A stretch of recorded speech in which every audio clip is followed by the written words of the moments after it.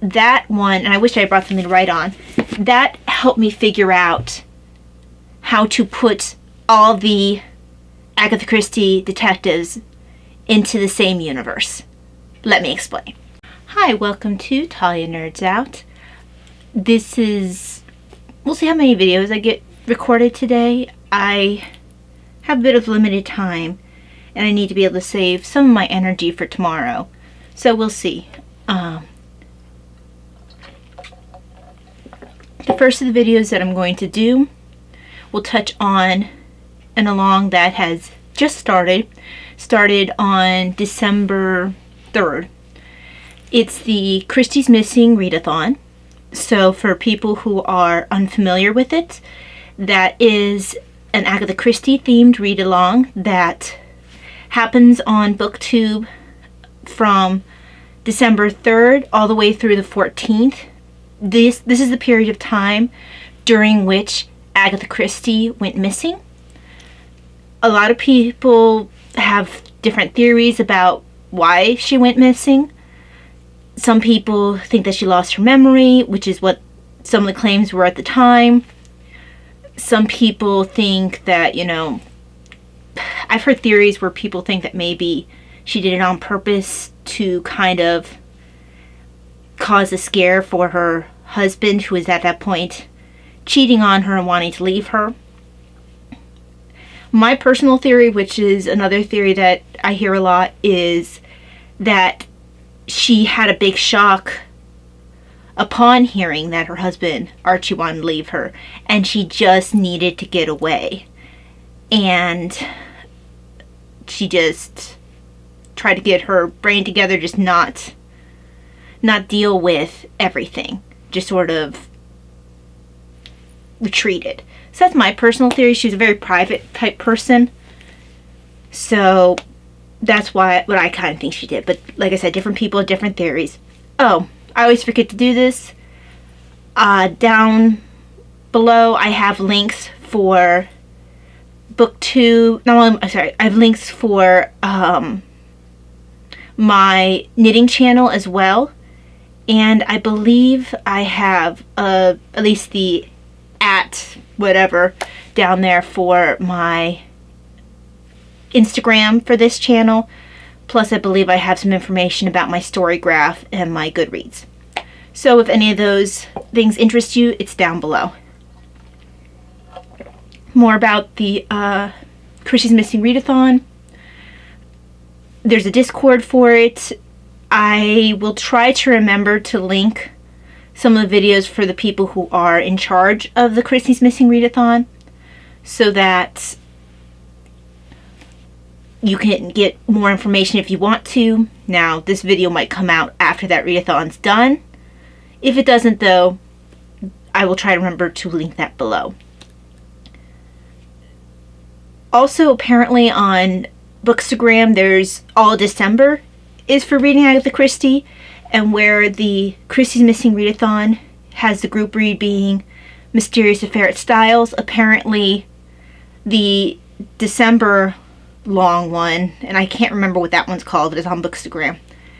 That one has Sleeping Murder as the group read. So, I don't remember what that one's called because I just saw it today. But anyway, now I've done that whole introduction, I've done quite a bit of reading since the readathon started. One of the things I want to explain about the rules is they have a bunch of different criteria about how you can get points, etc. Again, I will try to remember to link the Christie's Missing Readathon information. If not, I'm sure if you type that in on YouTube, you'll come up with one of the videos for this year. But they will take your page numbers that leads to your score, and they put it all on a scoreboard where you can see where you're at. Now, if you are reading an Agatha Christie book, because apparently you can do non-Agatha Christie books if it fits certain criteria. I wait all year to read my Agatha Christie books at this time, so I will only be reading Agatha Christie books because I've been waiting all year. Anyway, if you are reading an Agatha Christie book, they'll take your page numbers and double it, and that will be your score. So it feels a little I feel like I have a little bit of an unfair advantage because, well, for one thing, I'm disabled and homebound, so I have a lot more time to read than most people. I mean, between fatigue. But anyway, I have a lot more time to read than most people if I'm not dealing with fatigue and light sensitivity. So I'm also a fast reader when it comes to Agatha Christie. I have already finished, since December 3rd, I started with, I don't have it here because it's on Kindle, the ABC Murders, which it's been so long since I read that, and I'm glad that I reread it. I like it a lot better this time around than I remembered liking it in the past. So I really enjoyed rereading that. I actually didn't start remembering who did it towards until it was mid to a little bit past mid of the book, and then it's oh, I think it's this person. And I ended up being right at this point when I've been reading Agatha Christie for 15 years. So I tend to remember after a certain point who committed the murder. It's not anymore about being surprised or trying to figure out with Poirot who did it. Now it's about enjoying the characterizations and trying to see if I can pick up the clues laid. The other thing I like doing now is I like picking up the patterns I see in her writing. For example, one pattern I've really noticed just recently is that Agatha Christie seems to like a bit of, I guess you could call it a trope for her. She seems to like a situation where you have an oldest adult son who is married, who, usually he's married, who has an overbearing parent, whether it's a father or a mother. And usually it seems to be that this elder son either comes across as weak or sort of browbeaten, or he's just very devoted or, like I said, beaten down by this particular parent, where he's lacked any sort of will to leave that parent with his wife and make up a new life for himself. And I've noticed this in several different books of Agatha Christie's, a couple that I read this time around, and then from my memory of other Agatha Christie books that I've read. The trope usually also consists of a wife who is either very strongly trying to encourage the husband to leave the parent and very frustrated with the situation. At least a couple of situations, the spouse in question either wants to leave because they feel like the marriage maybe is not salvageable anymore, or in one case the wife wanted to leave because she hoped the husband would get the kick in the pants to follow her. So that's just a trope that I've noticed, and I'm just, like I said, I'm enjoying being able to pick out these different tendencies in her writing that she has. And so I'm getting different enjoyment out of it now. Now the ones that I finished, I mentioned I finished ABC Murders. Now that trope isn't in that particular book, but after ABC Murders, I went on to read the group read for Christie's Missing Readathon, which is A Mysterious Affair at Styles. I had forgotten not only that Poirot has a limp when you first meet him because he came over as a Belgian refugee in relation to World War I. And when you meet Hastings is actually on a 6-month leave post an injury, if I remember correctly, from being in the war himself.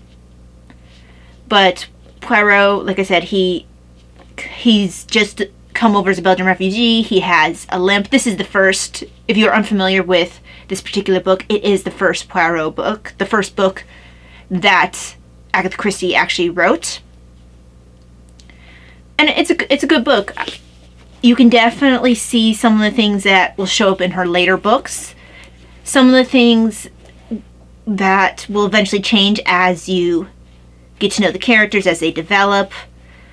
I forgot how much more, even though Hastings always has a tendency to be sensitive, he seems to be more sensitive in this book, either because he's not used to Poirot as much yet, or because he's younger in this book. 'Cause he's somewhere in his, I want to say early to mid 30s in this book. So most of the time when you see him later on, he's been with Poirot for a little while, so he doesn't, and he's had a chance to get used to him, so he's not quite as sensitive as he is in this book. Although he always has a tendency to be a bit sensitive. But yeah, this is a good book. Earliest Poirot book. One I've always enjoyed. Then I was about to read Sleeping Murder, because I had never read that one. It's a Miss Marple book. And I haven't, whereas I've read most, if not all, the Poirot books. I'm pretty sure I've read all the Poirot books. I have not read all that Miss Marple books, because previously, when I was growing up, I had no interest in Miss Marple whatsoever. But this past year or so, I started reading Miss Marple, started giving her a chance. I do actually rather enjoy her now. A lot of times she doesn't tend to be front and center. She'll pop in here and there, but whereas Poirot is very much involved in mystery, and it's definitely a Poirot book. With Miss Marple, the other characters get a lot more attention, and I actually rather enjoy that about her books. So if I don't want to have as front and center of a main detective, I do like her books. Superintendent Battle actually is good for that too. He tends to be a bit more of a laid back kind of detective character. But yeah, I wanted to read Sleeping Murder, but apparently that's the last of the Miss Marple books, so I decided I wanted to finish the other ones I hadn't read yet. And I think I've read now all but 2. Sleeping Murder, and I can't remember what the other one is that I need to read. But I just finished reading, I want to say it was yesterday, At Bertram's Hotel. That was a new read for me, and I did really enjoy that. Actually, that one, and I wish I brought something to write on, that helped me figure out how to put all the Agatha Christie detectives into the same universe. Let me explain. Okay, so a booktuber who really loved the Christie's Missing Readathon was Janelle. She passed earlier this year, which was very sad and unexpected. But something that she had been very excited about was trying to see if there was a way to place all the Agatha Christie detectives into the same universe. Like, the way they do it, the way Marvel comics are, and all different, But I don't know if she ever got that project finished, or if she had part of it written out and never was able to connect everything. Well, just the other day, I want to say it was yesterday actually, maybe it was the day before, I finished reading, I was reading At Bertram's Hotel, and then it clicked that I can now put everyone in the same universe. So, yeah, I totally think of Janelle, but if she didn't get a chance to finish this is sort of what she had wanted to do. But, so first off, I want to start with the simplest one. The first time that I noticed that there were characters who shared a connection somehow. So it actually starts with the first 2 books that Agatha Christie wrote. Mysterious Affair at Styles and The Secret Adversary. Mysterious Affair at Styles is as you know, a Poirot, or as I've explained, a Poirot novel. Her second book, The Secret Adversary, is a Tommy and Tuppence novel. And Tommy and Tuppence have, I want to say, 4 full books and at least 1 book that's full of short stories. In The Secret Adversary, their first book, they meet Detective Japp, who first shows up in The Mysterious Affair at Styles, and he is a reoccurring character in the Poirot books. So we have established that Poirot and Tommy and Tuppence, same universe, connected by Detective Japp.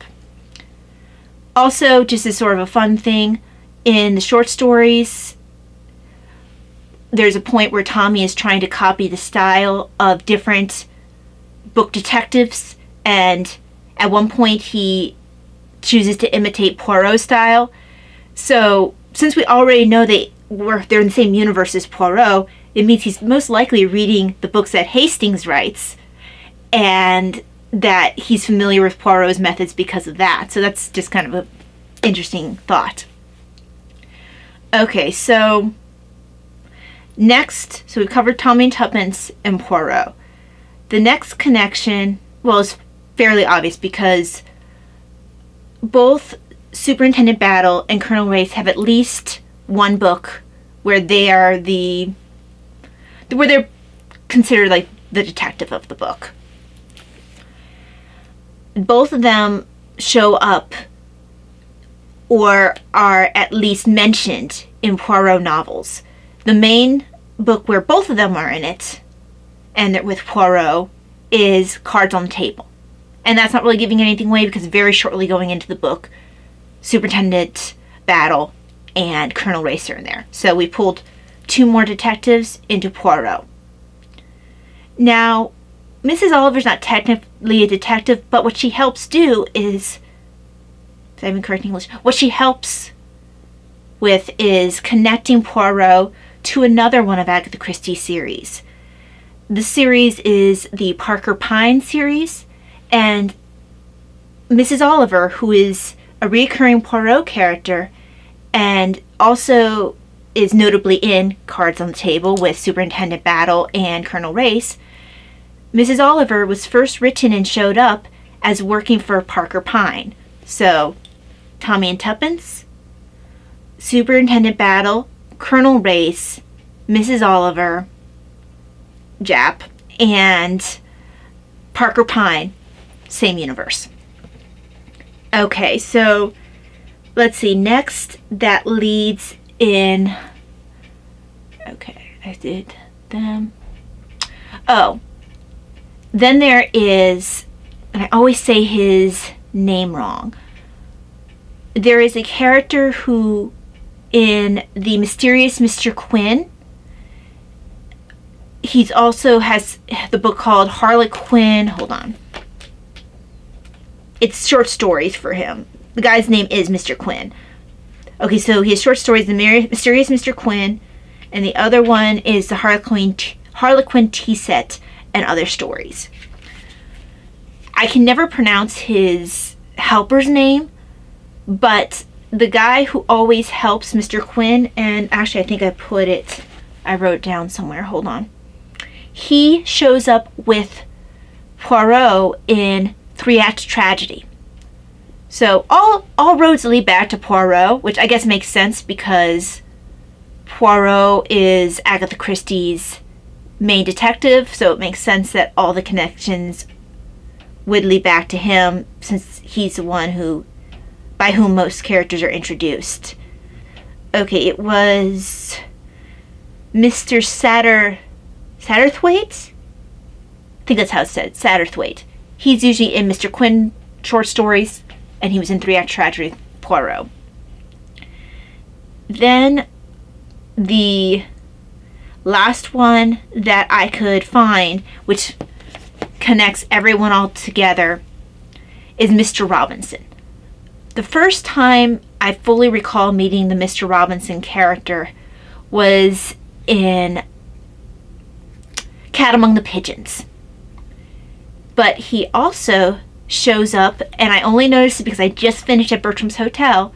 He has a brief appearance in Miss Marple's at Bertram Hotel. So Miss Marple and Poirot, same universe, because Mr. Robinson connects them. So we have, in the same universe, Jap, Tommy and Tuppence, Mr. Satterthwaite, Mr. Quin, Mr. Robinson, Miss Marple, Mrs. Oliver, Parker Pyne, Colonel Race, Superintendent Battle, and they all connect to Poirot. And then another fun fact was that in Body and Library, a young boy who enjoys reading mystery novels mentions that he reads Dorothy L. Sayers and Agatha Christie. So members of the Detection Club apparently exist within the Agatha Christie story universe. So yes, way too much detail, had a lot of fun putting that together. This here, my little reference thing that I just referred to for from the names of the short stories for Mr. Quin, I've had this, heavens, I want to say since early 2000s. You can't get them new anymore. I think you just have, I'm pretty sure you just have to get them used. These are the Checkerby checklists. This is the Agatha Christie one in particular.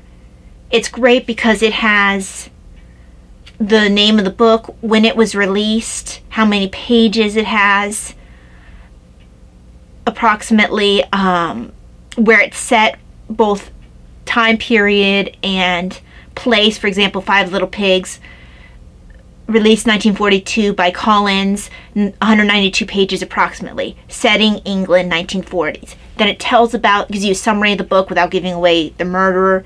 Then they'll have a Checkerby note. Like, for example, this title is also known as Murder in Retrospect. They'll give you an area to mark down how you read the book, whether it's hardcover, paperback. They didn't have Kindle at that point. And then you can put your comments there and the date you read it. Or you could check up at the top that you want to read it. They separate it by who is the main character in it. So like the beginning is Miss Marple, then you go on to Poirot, etc. Then in the very back, they have a checklist in alphabetical order of all of them and a checklist in chronological order. And something that I had wished that I'd seen a long time ago is, if you like Agatha Christie, you'll like, I think the only one, well, I've only read parts of Rex Stout, who did Nero Wolfe, and P.D. James I don't think I've ever read, although I've read both Dorothy L. Sayers and Arthur Conan Doyle of the suggested authors here. There's also at the very back where you can put down your favorite bookstores, your favorite books, some great reading websites, reading lists, books borrowed, books loaned, etc. Oh, looks like I'm going to check and see if I can find some of these other great titles from Checkerby Checklist, see if they can be gotten anymore. They don't have as many as I would have thought they would. This was a great series of books. It's a shame that the internet has mostly replaced it. I love this. I constantly use it. I actually bought a used one for a friend of mine because she was just starting to get into Agatha Christie, and I just feel like this is sort of a must-have for an Agatha Christie fan. I've referenced it when making my library cards, so that way I can put down there the date that the book was originally released versus when my edition of the book came out. So now the other one I just finished actually, well, not just finished, I finished it today. Appointment with Death.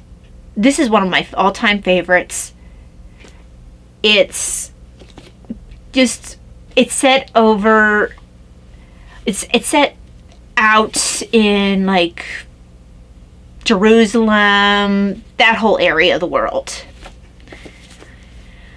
because they're talking about the Weeping Wall and all these different places that they're visiting.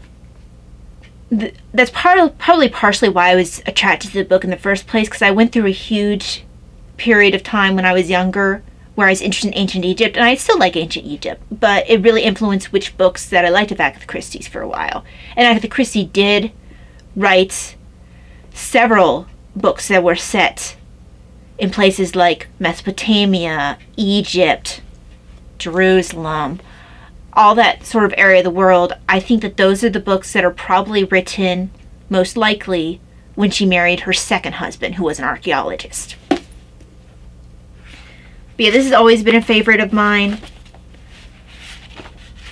It's been a while since I've revisited it. I would recommend this one highly. Now for the books that I'm reading now, and then I will shortly end this video. This is very mystery heavy. I have to check my time too.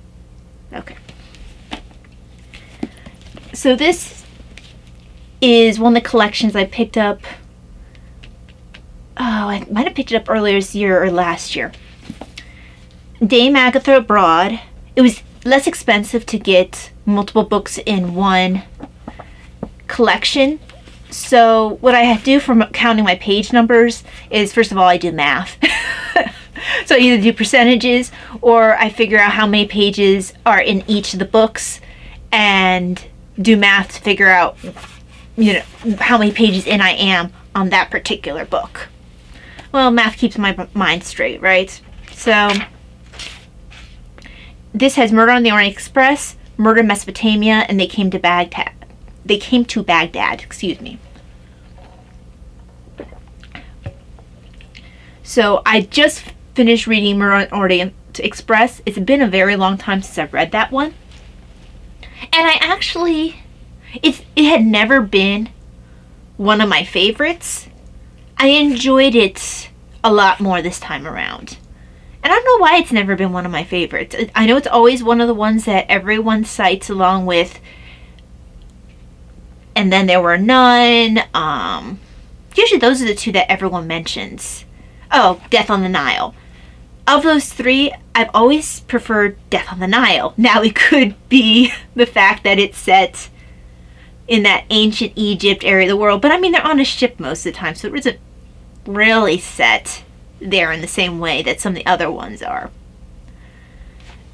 But yeah, I really enjoyed it this time around. It's one of her classic ones where she is able to narrow down the suspects to just a few, the equivalent of a locked room mystery.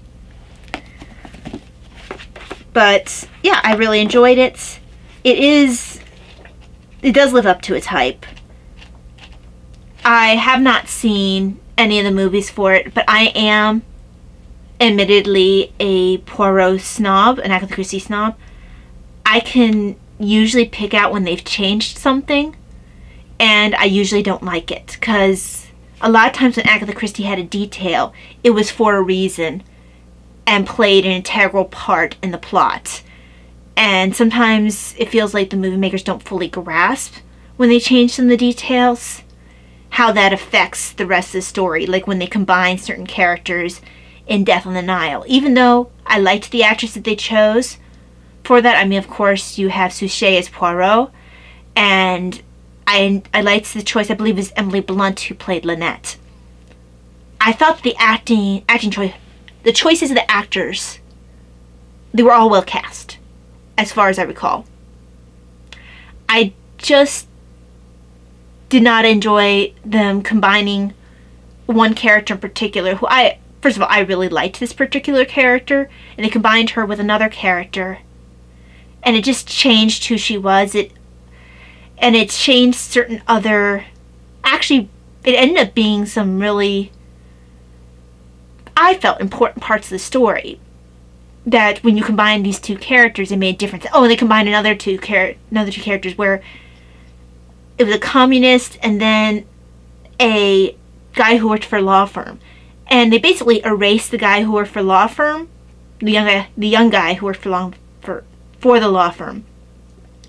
A, I liked that guy. And then B, it didn't make sense when you look at the main story in the books. So I think sometimes when these people who will adapt Agatha Christie stuff, I know not everything we put in, but for something like Agatha Christie's, where she puts a lot of thought into why she has certain characters there and what their influence is on the main story, it actually does not only disservice to the particular characters, it does a disservice to the story itself, because then things don't make as much sense.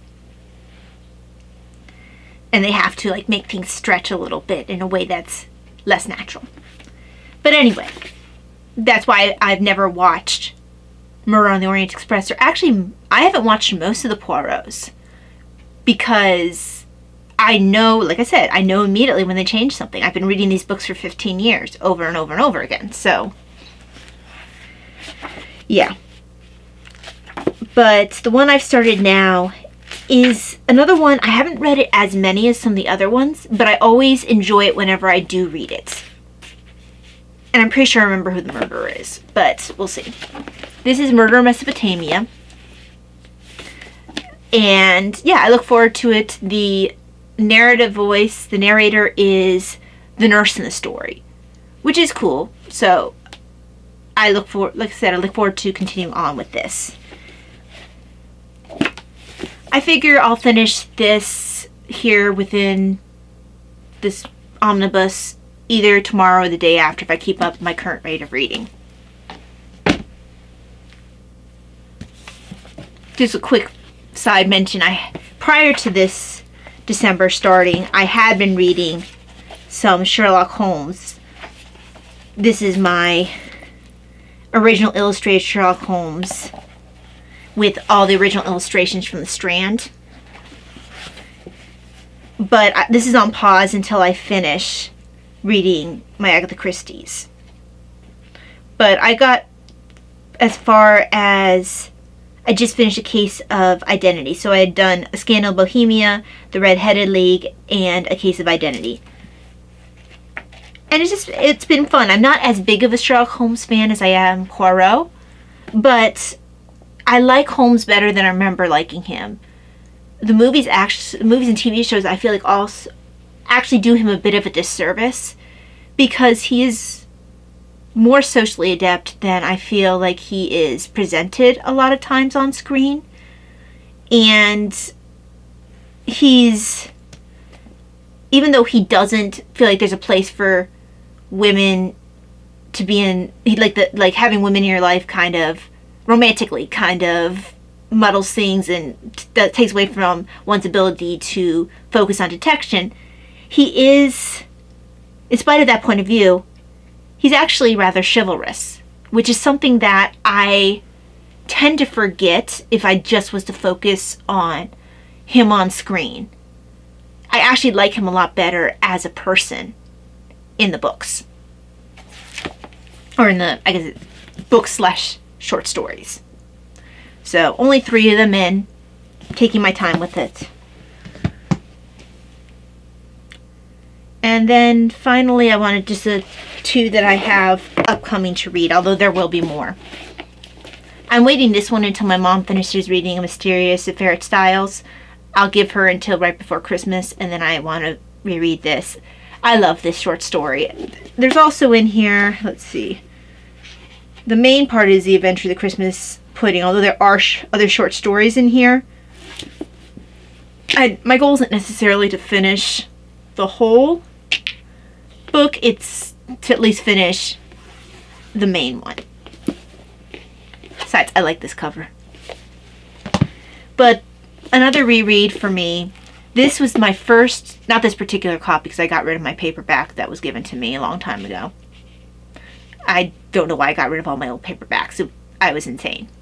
But anyway, this title was my very first Agatha Christie. I received it as a gift from my grandmother.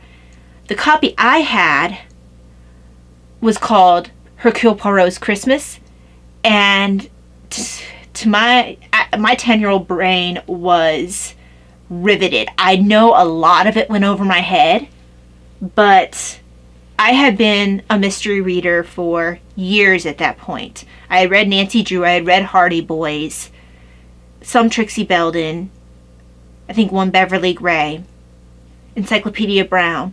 But at that point, my main fare had been Boxcar Children. I had read most of the Boxcar Children books at that point. I believe they're actually still being written by different authors.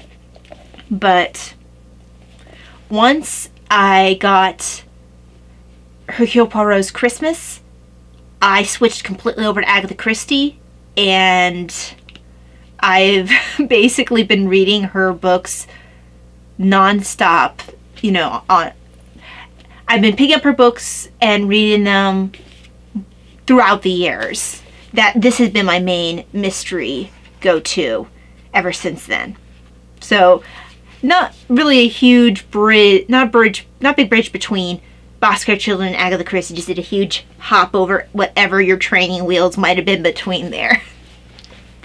But I know a lot of this went over my head at the time period. Because, I mean, you don't really understand some of the relationship stuff that would have been maybe scandalous for a kid to actually understand. But the title I have here is actually, I believe this is a British title, which is A Holiday for Murder. And actually, let's check my Checkerby checklist and see if it says which one is the British title and which one is the American. Let's see. Hercule Poirot's Christmas. Okay, it has two other titles and doesn't tell me which is the American, which is the English, or maybe they're just different publishers. So, Hercule Poirot's Christmas is the one that I read. And this book was released in 1938, and it's set in Lonsdale, Adelfield, England. And it's set in the 1930s. So the Checkerby note is that this title is also known as Murder for Christmas, which I've never seen that title, and A Holiday for Murder, which is what this one is. But like I said, my first one was Hercule Poirot's Christmas. Oh, it looks like this was a New York Times number 15, 4 weeks on the list. So that's cool. So yeah, after those two books, who knows? I have quite a few Agatha Christie books. Maybe I'll do the next Miss Marple I need to do before Sleeping Murder. But this video ended up a little longer than I intended. Hope that you enjoyed this little jump into mysteries. And I will see you next whenever I happen to see you. If this comes out before the end of Christie's Missing Readathon, I hope that you have a chance to join in. If not, I hope you're able to take part in the Bookstagram Agatha Christie read along, whatever that one's called. I'm not even completely sure what it is. So, yeah. Sorry, my glasses keep wanting to slide. Thank you very much for joining me. I will see you next time. God bless. Bye. Editing Talia here. I just realized that I keep saying 15 years for how long I've been reading Hercule Poirot or Agatha Christie books in general. It's actually closer to 25 years, so yeah. Just wanted to add that addendum so you don't think I'm like 10 years younger than I actually am. So it's been 25 years of Agatha Christie. Crazy. Anyway, thank you very much for joining me. Hope that you have a blessed day, and I will see you next time. God bless. Bye.